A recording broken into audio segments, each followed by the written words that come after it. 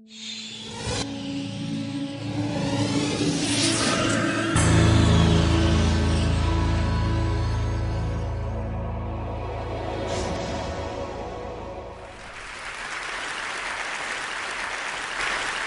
going to begin in 1964.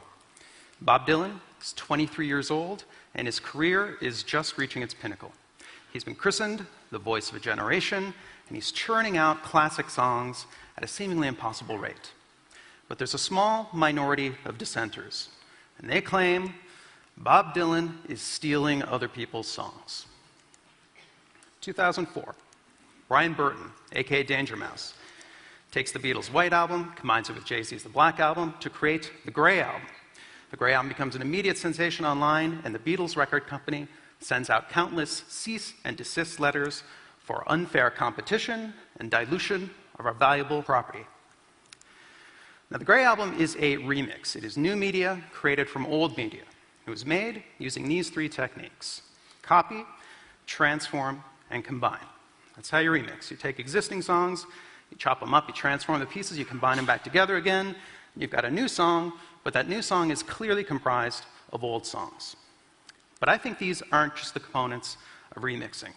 I think these are the basic elements of all creativity. I think everything is a remix, and I think this is a better way to conceive of creativity. All right, let's head back to 1964, and let's hear where some of Dylan's early songs came from. I'm going to do some side-by-side comparisons here. All right, this first song you're going to hear is Nottingham Town. It's your traditional folk tune. After that, you'll hear Dylan's Masters of War. In Nottingham Town, not a soul would look up, not a soul would look up, not a soul would look down. Come, you masters of war, you that build the big guns, you that build the death planes, you that build all the bombs. Okay, so that's the same basic melody and overall structure. This next one is The Patriot Game by Dominic Behan. Alongside that, you're going to hear With God on Our Side by Dylan. Come all you young rebels, and list while I sing, for love of one's land is a terrible thing. Oh, my name, it ain't nothing. My age, it means less. The country I come from is called the Midwest. Okay, so in this case, Dylan admits he must have heard The Patriot Game, he forgot about it. Then when the song kind of bubbled back up in his brain, he just thought it was his song. Last one, this is Who's Gonna Buy Your Ribbons, another traditional folk tune. Alongside that is Don't Think Twice, It's All Right. This one's more about the lyric.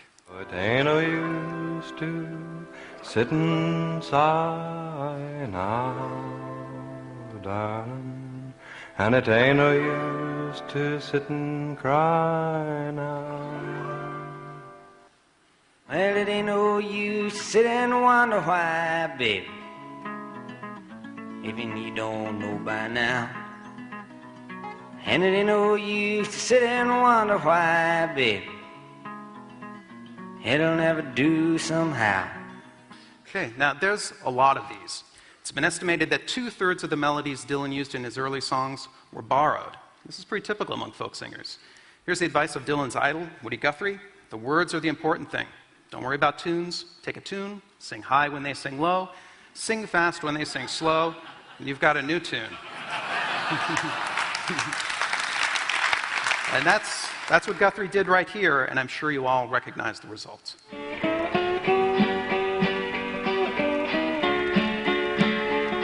We know this tune, right? We know it? Actually, you don't. That is When the World's on Fire, very old melody. In this case, performed by the Carter family.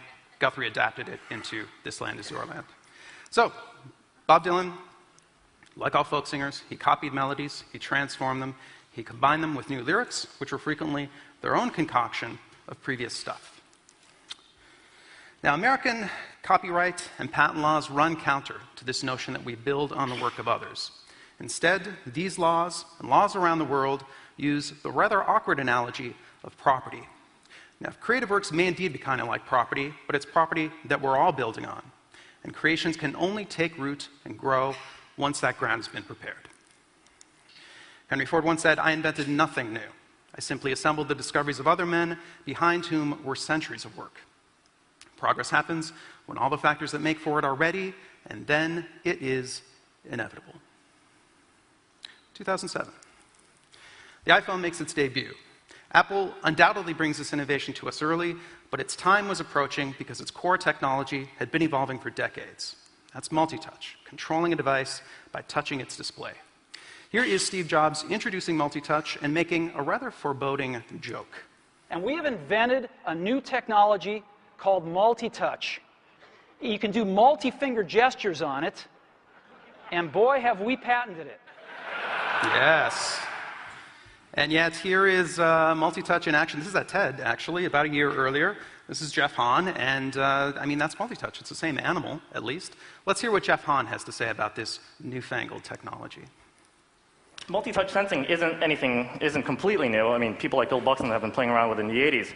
The technology, isn't the most exciting thing here right now, other than probably its newfound accessibility. So he's pretty frank about it not being new. So it's not multi-touch as a whole that's patented, it's the small parts of it that are. And it's in these small details where we can clearly see patent law contradicting its intent to promote the progress of useful arts. Here is the first ever slide to unlock. That is all there is to it. Apple has patented this. It's a 28-page software patent, but I will summarize what it covers. Spoiler alert. Unlocking your phone by sliding an icon with your finger. I'm only exaggerating a little bit. It's a broad patent. Now, can someone own this idea? Now, back in the 80s, there were no software patents, and it was Xerox that pioneered the graphical user interface. What if they had patented pop-up menus, scroll bars, the desktop, with icons that look like folders and sheets of paper?